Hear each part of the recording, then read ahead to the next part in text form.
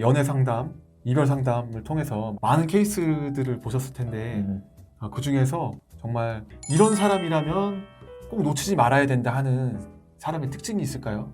일단 딱 먼저 드는 생각은 자기 주변에 있는 가까운 사람들, 특히 오랫동안 함께했던 네. 가까운 사람들에게 오히려 더 잘하는 사람, 그런 사람은 절대 놓치면 안 된다고 생각은 해요. 그러니까 가족이나 네. 오랜 친구나 이런 사람들, 사실은 오래 알았다는 이유 때문에 소홀히 하기 쉽잖아요.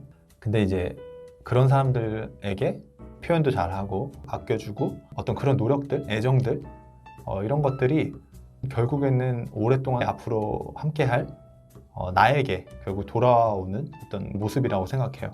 그래서 그 배우자나 그 연인의 주변에 있는 그 사람들에게 얼마나 잘하는지 네. 좀 잘 관찰하시면 저 모습들이 결국 나의 1년 뒤, 10년 뒤 이 사람과 함께 할 때 나의 모습이지 않을까?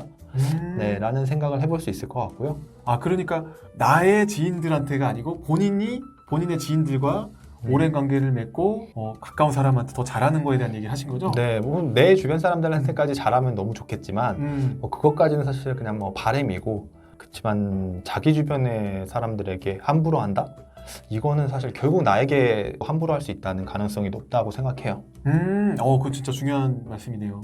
결국은 내가 가까운 사람이 되고 연인이라면 좀 더 가까워지고 가까워지면 가까워질수록 어떤 모습이 또 드러나기 시작할 텐데 네, 이분이 가까운 사람한테 하고 있는 어떤 행동이 결국은 나한테 보여줄 수 있는 행동일 수 있겠다. 네. 그래서 그런 분들을 유의 깊게 보시면 네. 좋을 것 같고, 어떤 특정한 패턴이 있을 것 같아요. 네. 그러니까 가까워지면 가까워질수록 되게 무시한다던가 아니면 뭐 많이 요구한다던가. 근데 이런 모습이 아니라 오히려 가까울수록 그냥 뭐 막 엄청난 돈을 준다던가 시간을 많이 쓴다기보다는 네. 그냥 일상적으로 그냥 이렇게 챙겨주는 느낌, 일상적으로 그냥 관심을 두고 있는 느낌만 보여줘도 네. 저는 충분하다고 생각해요. 가까운 사람일수록 더 많이 배려하고 따뜻한 관심을 가져주는 그런 느낌들이 네. 중요하겠네요. 참고로 저도 이제 이 사람은 나만 봐, 나한테만 잘해줘 하는 거 굉장히 위험하다고 봤거든요. 영상에서도 한번 얘기했던 적이 있었는데 맞아요, 중요하죠. 결국은 나만 바라보고 나한테만 잘한다라는 모습이 오래되고 오래돼서 관계가 어떻게 바뀔지는 이 사람의 주변인들한테 하는 거를 통해서 우리가 조금 힌트를 얻을 수 있겠네요. 근데 사실 저는 그 부분도 당연히 중요하고, 네.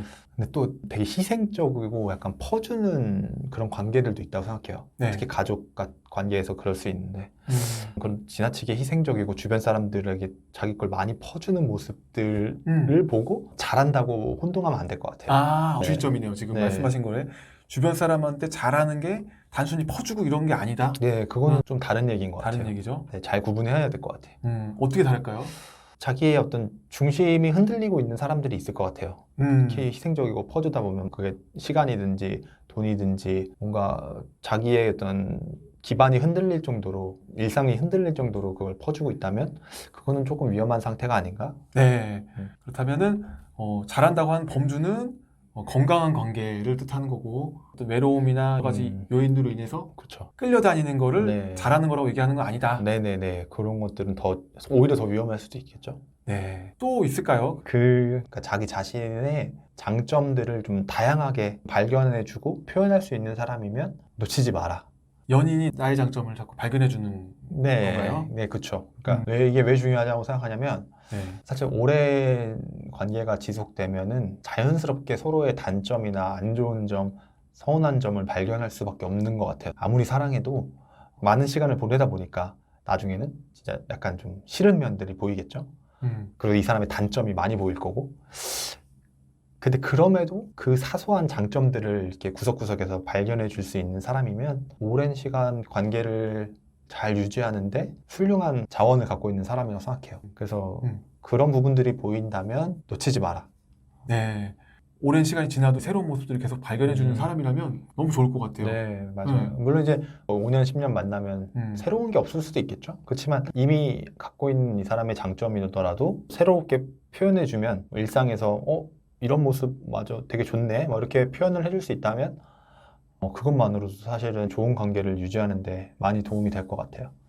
진짜 너무 든든할 것 같아. 그럴 때마다 맞아요. 내가 지치고 힘들고 어렵고 어떤 어려움이 있어도 옆에서 뭔가 긍정적인 시각으로 얘기해주고 바라봐주고 내가 생각하는 나의 그 치부나 또 어려움, 나의 그 부족함 같은 것들이 이제 직면할 수 있는 상황이 있는데 그럴 때도 옆에서 그런 긍정적인 면을 먼저 이야기해주는 사람이 있다면 너무 힘이 나고 행복할 것 같아. 행복해요. 어. 지금 행복해요. 아, 빨리 집에 가고 싶다. 사적인 용도로 이 영상을 네, 사용하시겠는데 그런 점이 있는 분들은 꼭 놓치지 말아라. 그리고 나는 그런 사람을 잡았다. 마지막에 어필까지. 네. 제 얘기만 너무 많이 한 것 같아요. 장발장님은 어떤 배우자, 어떤 연인이면 꼭 잡아야 된다고 생각하시나요? 저 같은 경우는 한 가지 너무 중요하게 생각하는 게 안정형 애착을 갖고 있는 사람과 함께하는 게 좋을 것 같다. 마침 이전 영상에서 박성미 작가님께서 성인 애착에 대한 이야기를 해주셨거든요. 그래서 어떤 애착 종류가 있다, 뭐 불안정 애착에 대해서도 얘기해 주시고 또 여러 가지 말씀을 해주셨는데 이게 영상 나오겠죠? 네. 그런데 안정 애착에 대한 얘기는 하지 않았던 것 같아요. 불안정 애착에 반대되는 게 안정 애착이죠. 반대되는 모습을 보이는 게 안정 애착인데 안정 애착 연인을 만나게 된다면 내가 어떤 애착이든 상관이 없게 되는 것 같아요. 그래서 내가 마음에 불안이 있는 사람일지라도 그 불안을 함께 안정적으로 만들어갈 수 있게끔 도움을 주는 사람인 것 같아요.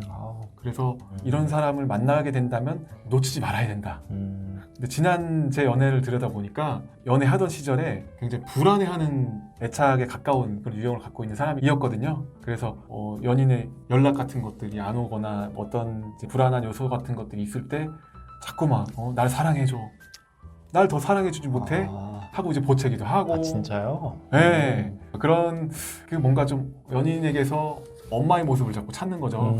엄마 같은 사랑을 줬으면 좋겠고 자꾸 어떤 사랑을 통해서 내가 인정받고 따뜻해지길 바라고 하는 그런 것들이 있었거든요. 그런데 안정된 연애를 하게 되니까 그런 것들이 좀 변화가 많이 있었던 것 같아요. 저의 경우에는. 혹시 어떤 애착 스타일인지 좀 여쭤봐도 돼요? 비밀인데. 이거 지금 보고 일단 있으니까. 비밀이니까 다 비밀로 해주세요. 이거 보고 계시니까. 아무한테도 말하면 안 돼요. 그래, 보고 계시니까. 네, 비밀이지만 네.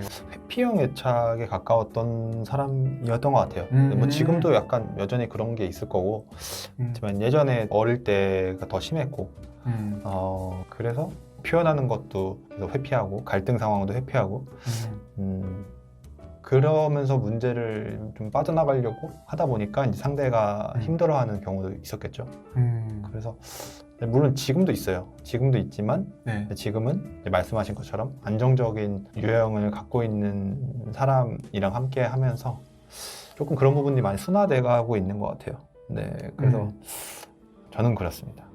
네. 근데 안정 애착 유형은 사실은 좋은 건 알겠는데 네. 안정적인 애착 유형에는 어떤 특징들이 있는지 좀 설명해 주시면 좋을 것 같아요. 그쵸. 안정 애착이라 그러면은 사실 소개가 별로 안 돼 있는 것 같아요. 불안 애착이나 뭐 회피 애착 쪽에 대한 자료들은 많은데, 안정 애착은 말 그대로 안정적인 관계를 만들어가는 애착 유형이죠. 말 그대로. 그런데 어떤 것이 우리들한테 안정감을 주느냐 하면 관계에 있어서 신뢰감을 주는 사람은 일관성 있게 어떤 행동을 통해서 내 마음속에 안정감을 심어다 주는 사람이라고 볼 수 있는 것 같아요. 그러다 보니까 어떤 약속을 했으면 약속을 보통 이제 잘 지키려고 노력을 하고, 그리고 못 지키게 되는 상황이 있다고 하면 지키지 못하는 이유에 대해서도 또 이야기를 잘 해주죠.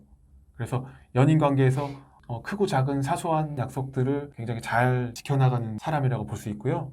또 하나는 안정적인 관계라고 하면은 내가 느끼는 거에 대해서 이렇게 틀어서 자꾸 얘기를 한다거나, 실제로는 내가 느끼는 게 불쾌한데 불쾌하지 않은 척 얘기를 한다거나 어떤 걸 과대포장한다거나 해서 혼란을 주지 않겠죠. 물론 이제 연애하다 보면 밀고 당기기 같은 그런 부분도 있을 수 있지만, 안정애착의 경우에는 연인의 어떤 이야기를 확대 해석하거나 과장되게 생각하지 않고 그런 거에 대해서 불안을 좀 느끼지 않는 거죠. 그래서 있는 그대로 그냥 그 연인의 행동이나 말을 좀 받아줄 수 있고, 또 이 연인이 이렇게 있는 그대로 나를 받아주고 수용해주는 것들을 느낀 상대방의 연인은 안정감을 굉장히 얻게 되고 진솔하게 이야기를 나눌 수 있는 그런 관계가 될 수 있는 것 같아요. 그래서 이런 관계에서는 부정적인 감정이나 이런 것들을 드러내기가 좀 수월한 것 같아요. 왜냐하면 내가 어떤 부정적인 그 감정을 드러냈을 때 이 사람하고 관계가 깨질 거라고 생각하면 아, 맞아요. 싫음에도 불구하고 싫다는 표현을 할 수가 없고 또 이 부정적인 감정을 자꾸 참아내고 피하고 삭히는 그런 노력들이 필요한데 그런 거에 대해서 서로 받아들여주고 수용할 수 있는 사이라면 정말 안정적이고 신뢰감으로 지속될 수 있는 그런 관계가 아닐까 생각이 되거든요. 그리고 마지막으로 제가 연애할 때는 이런 사람들에게 매력을 느끼지 못했던 포인트이기도 하거든요. 이제 불안한 연애를 했던 저 아. 입장에서는 굉장히 지루함으로 사실은 그때는 느꼈었던 것 같아요. 음. 바로 예측이 너무 가능한 사람. 아하. 이 사람이 어떻게 행동할지 너무 예측이 가능한 거예요.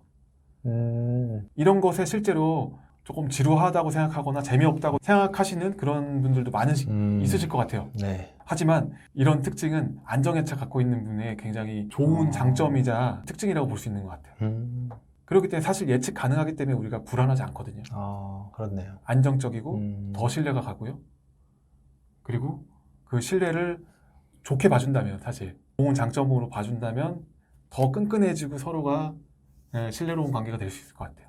그래서 안정애착 분을 만나시기를 저는 너무 추천을 드립니다. 네. 제가 그런 사람 만났다고 꼭 그렇게 말씀드리는 건 아니고요. 집에 가고 싶으세요? 빨리? 아니 좀 천천히 가면 좋죠. 또 이건 별개네요. 육아해야 되니까.